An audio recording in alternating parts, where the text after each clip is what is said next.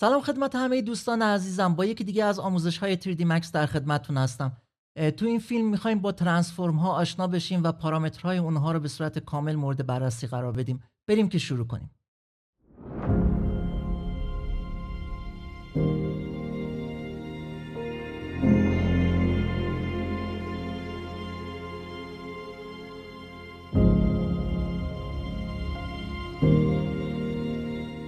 خب همونطور که در صفحه 3D Max در قسمت بالا در بخش مین تولبار می‌بینین، ما 3 آیکون داریم که در واقع معرف ترانسفورم ها در 3D Max هستن که پارامتر اول Select and Move و پارامتر دوم Select and Rotate و پارامتر سوم Select and Uniform Scale هستش. با این 3 فرمان شما میتونین آبجکتاتون رو در واقع حرکت بدین، اونها رو بچرخونین و یا تغییر سایز بدین یا اصطلاحاً اسکیل بکنین. اگر من بیام داخل صفحه 3D Max یک باکس ترسیم بکنم، همونطور که میبینین محورهای مختصات بر روی اون آبجکت شما در واقع غیر فعال هستش تا زمانی که یکی از فرمانهای موو، روتیت یا اسکیل رو فعال بکنین. اگر من فرمان موو رو با زدن بر روی دکمه اون فعال بکنم و یا اینکه کلید میانبر اون یعنی W رو بزنم، شما میبینین 3 تا محور مختصات بر روی اون به صورت هایلایت در میاد که هر کدوم از این محورها به شما کمک میکنن تا در راستای محورهای X و Y و Z بتونین آبجکتتون رو حرکت بدین. مثلا اگر من بیام بر روی محور X ها عمل کلیک و درگ رو انجام بدم، شما میبینین که میتونم آبجکتم رو در راستای محور X ها حرکت بدم. و همچنین اگر بیام بر روی محور Y ها و اون رو هایلایت بکنم و عمل درگ رو انجام بدم، میبینین که در راستای محور Y ها و همچنین اگر بیام بر روی محور Z ها عمل درگ رو انجام بدم، میبینین که میتونم آبجکتم رو به سمت بالا یا پایین حرکت بدم. اگر خواستم دوباره آبجکتم رو به مبدأ محورهای مختصات منتقل بکنم، کافیه بیام در قسمت پایین بر روی اسپینرها راست کلیک بکنم و در واقع عمل موو رو آندو بکنم و آبجکتم رو دوباره به مبدأ محور مختصات منتقل بکنم.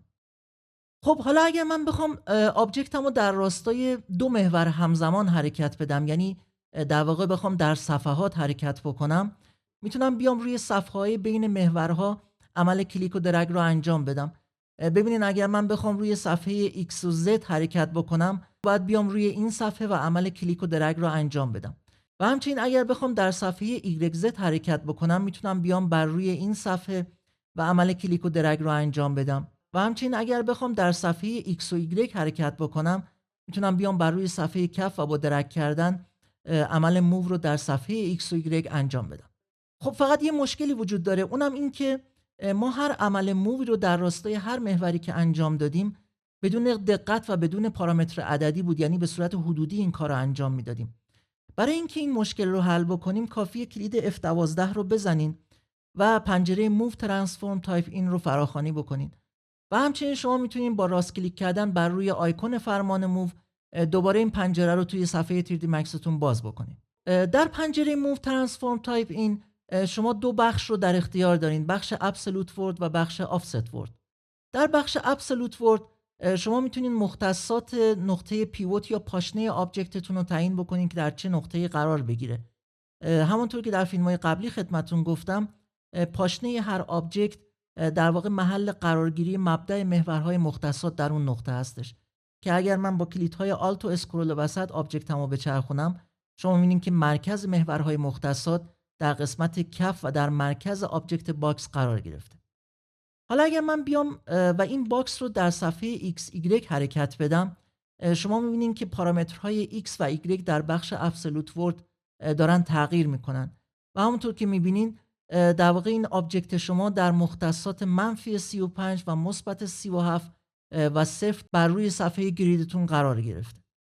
حالا اگر من این آبجکت رو در راستای محور Z ها هم حرکت بدم، شما می‌بینید که پارامتر Z اونم داره تغییر میکنه که اگر به قسمت بالا حرکتش بدیم می‌بینید که عدد مثبت و اگر به قسمت پایین حرکت بدم می‌بینید که عدد منفی رو برای شما نشون میده. و همچنین اگر من بیام روی اسپینرهای این 3 محور راست کلیک بکنم، شما می‌بینید که دوباره اون اعداد به اعداد 0 و 0 و 0 تبدیل میشن که همون مبدأ صفحه گرید یا مبدأ صفحه 3D Max تون هستش. خب حالا این بخش ابسولوت ورد به چه دردی میخوره؟ ببینیم بعضی وقتا در بعضی از پروژه ها شما مجبور میشین که آبجکتاتون رو در یه مختصات خاصی قرار بدین. شما میتونید از بخش ابسولوت ورد هر عددی که برای اون مختصات x و y و z در نظر دارین وارد بکنین و آبجکت رو به اون مکان تغییر بدین. خب مثلا اگر من بخوام آبجکت باکسمو در راستای محور x ها به اندازه 10 واحد در جهت مثبت حرکت بدم. کافیه بیام عدد 10 رو با منفی 40 جمع بکنم و حاصل رو در قسمت x بنویسم. مثلا من میام 10 رو به علاوه منهای 40 میکنم و عدد حاصل منفی 30 رو اینجا وارد میکنم.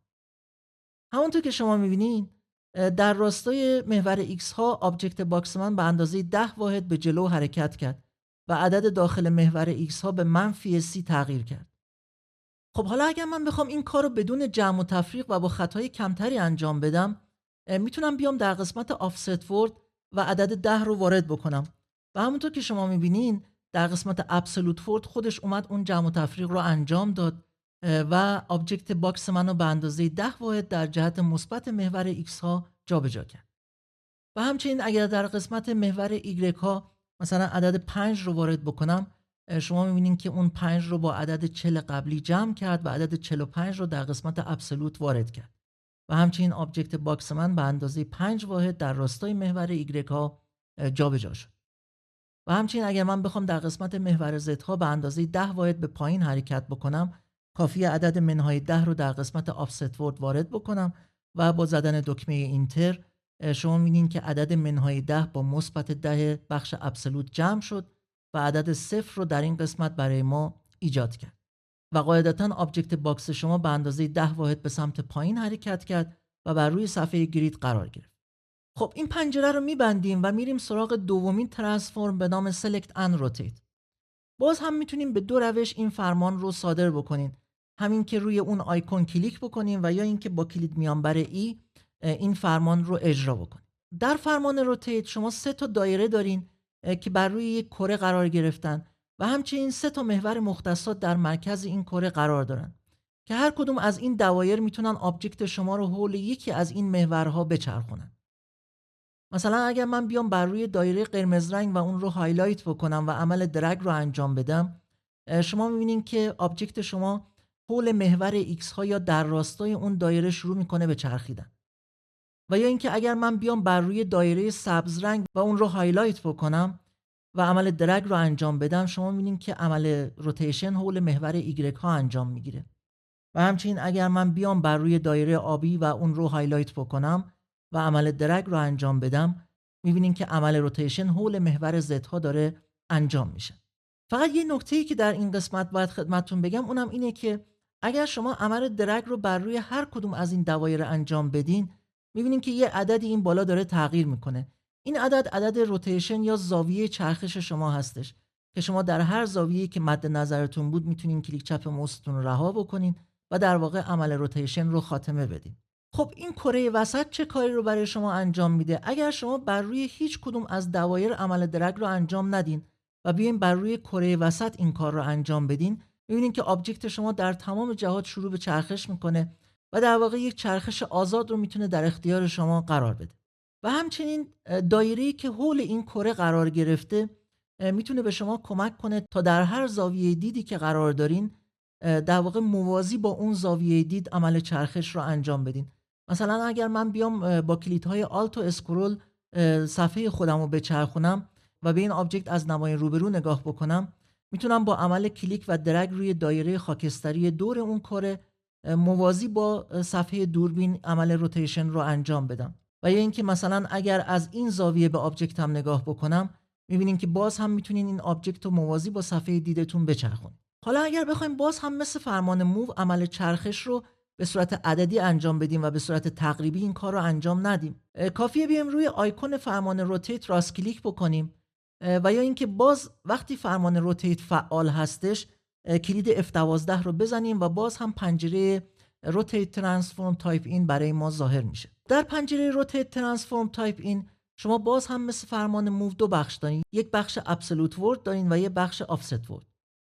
و باز هم در بخش ابسولوت ورد شما میتونید آبجکتتون رو حول محور x ها و یا حول محور y ها و یا حول محور z ها بچرخونید. خب حالا اگر این آبجکت شما به اندازه مثلا 30 درجه حول محور زدها قبلا چرخیده و در واقع یک چرخش اولیه رو داره و اگر شما بخواید مثلا به اندازه 25 درجه دیگه حول محور زدها عمل چرخش رو برای این آبجکت انجام بدین، یا باید بیاین عدد 25 رو با 30 در قسمت ابسولوت ورد جمع بکنین و حاصل رو وارد بکنین، و یا اینکه میتونین در قسمت آفست ورد عدد 25 رو وارد بکنین و خود 3D Max میاد اون رو با قسمت ابسولوت جمع میکنه و عدد حاصل رو در قسمت محور زدها اینجا مینویسه و همونطور که میبینین آبجکت شما حول محور زدها به اندازه 25 درجه دیگه چرخیده.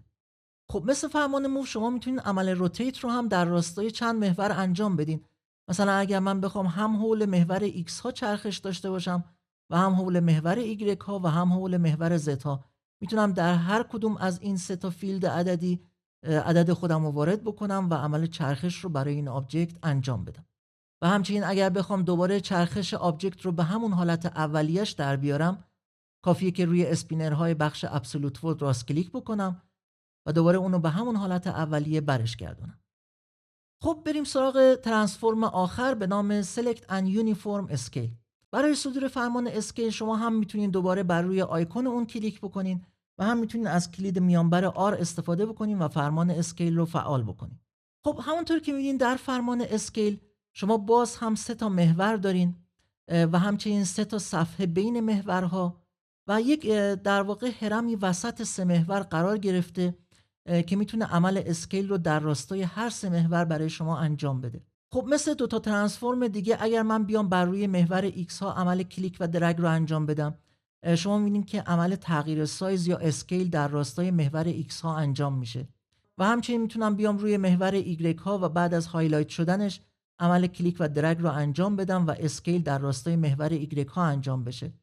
و همچنین اگر در راستای محور Z ها عمل اسکیل رو بخوام، کافی بیام روی محور Z ها و عمل درگ رو انجام بدم و می‌بینیم که عمل تغییر سایز در راستای محور Z ها انجام میشه.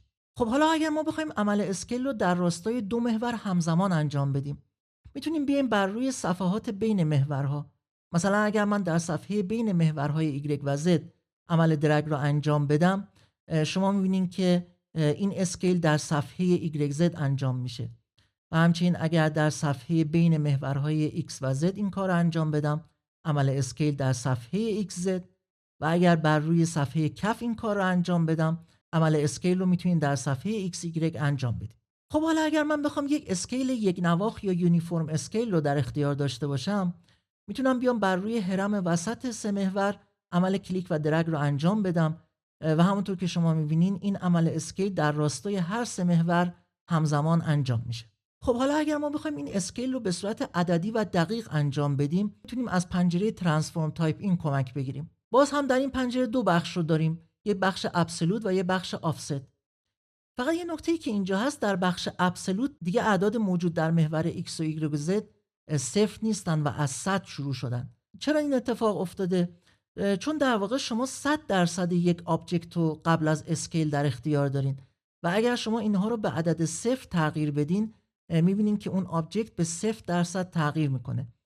برای همون شما باید در این پنجره ها هر عددی رو که میخواین وارد بکنین از عدد 100 اون رو تغییر بدین. مثلا اگر من بخوام این آبجکت رو در راستای محور X ها 2 برابر بکنم، میتونم در بخش محور X ها عدد 200 رو وارد بکنم و این آبجکت در راستای محور X ها در واقع 2 برابر میشه. فقط یه نکته اینجا پیش میاد، اونم اینه که در مورد اسکیل های اعشاری ما میتونیم چیکار بکنیم.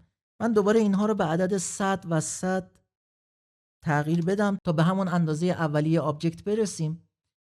مثلا من میخوام این آبجکت رو در راستای محور Z ها 1.5 برابر بکنم. ممکنه برای شما این مشکل پیش بیاد که در حالت 1.5 برابر من تو محور Z ها چه عددی رو باید وارد بکنم، یا مثلا من بخوام در راستای محور Z ها آبجکتم رو 1/2 برابر یا نصف بکنم، چه عددی رو باید در قسمت محور Z ها وارد بکنم. خب ببینید شما اسکیلتون رو هر چند برابر خواستین بکنین، کافیه اون عدد رو در عدد 100 ضرب بکنین و حاصل رو در قسمت محوری که میخواین وارد بکنین. مثلا من میخوام در راستای محور Z ها آبجکتم رو 1.5 برابر بکنم. میتونم 1.5 رو ضرب در 100 بکنم و عدد 150 رو اینجا وارد بکنم. شما میبینین که آبجکت من در راستای محور Z ها 1.5 برابر شد. و یا اینکه مثلا من میخوام در راستای محور X ها آبجکتمو یک دوم برابر بکنم. کافیه شما یک دوم رو ضرب در 100 بکنین و عدد 50 رو در این قسمت وارد بکنین. می‌بینین که آبجکت شما در راستای محور x ها یک دوم برابر شد. خب حالا اگر ما بخوایم آبجکتمون رو در راستای هر سه محور به صورت یک نواخت اسکیل بکنیم، شما هم میتونید در قسمت ابسولوت در قسمت محورهای x و y و z اعداد برابری رو وارد بکنین و یا اینکه این کار رو میتونین یک جا از قسمت آفست ورد انجام بدین. مثلا من میخوام این آبجکت در راستای هر سه محور دو برابر بشه. کافیه که بیام در قسمت آفست ورد عدد 200 رو وارد بکنم و شما می‌بینید که به صورت یک نواخت در راستای هر سه محور عمل اسکیل انجام شد و در واقع آبجکت شما دو برابر شد. خب مبحث ترانسفورم ها تموم شد. در فیلم های بعدی شما یاد میگیرین که چجوری به وسیله ترانسفورم ها عمل کپی رو انجام بدین و همچنین اسنپ ها بر روی ترانسفورم های شما چه تأثیری میتونن داشته باشن. هر جا که هستین خوب و خوش باشین و بهترینا رو براتون آرزو دارم. تو فیلم بعدی میبینمتون.